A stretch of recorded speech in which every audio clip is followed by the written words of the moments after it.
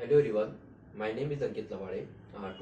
Today is 26th November 2022 and the topic for the today's video is encapsulation in Java. So this is my first video in this topic. So let us see first what is encapsulation. The encapsulation is defined as the wrapping up of data under a single unit. It is the mechanism that binds together code and the data it manipulates.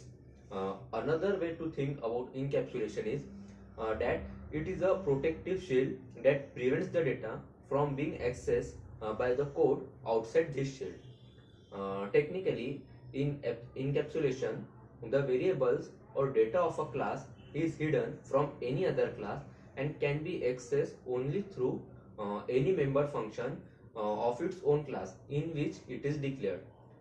As in encapsulation, the data in a class is hidden from other classes using the data hiding concept, which is achieved by making the members or methods of a class private, and the class is exposed to the end user or the world without providing any details behind the implementation using the abstraction concept.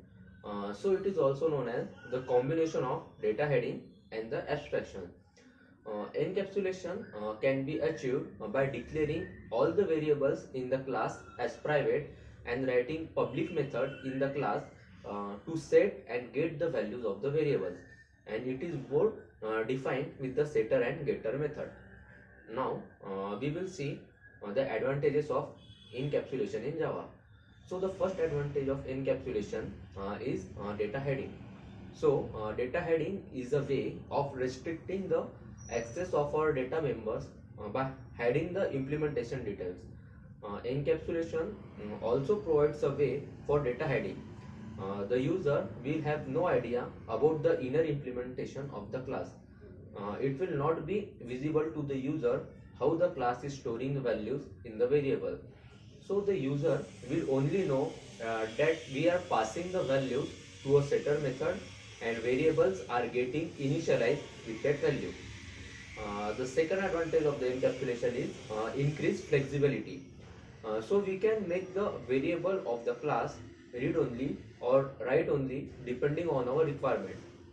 If we wish to make the variables read only, then we have to omit the setter method like set name, set age, etc. And from the program, or we wish to make the variable write only, then we have to omit the get method like get name, get age, etc. from the program.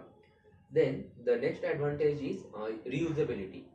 So encapsulation also improves the reusability and is easy to change with the new requirement. And the last point is testing code is easy. So the encapsulated code is easy to test for unit testing.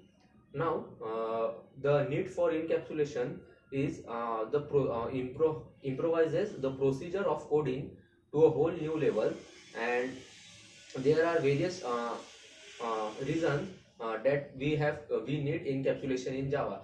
So the first is a better control, then the next is getter setter, then for the security purpose and for the flexibility. So this is all about the encapsulation in Java. Thank you.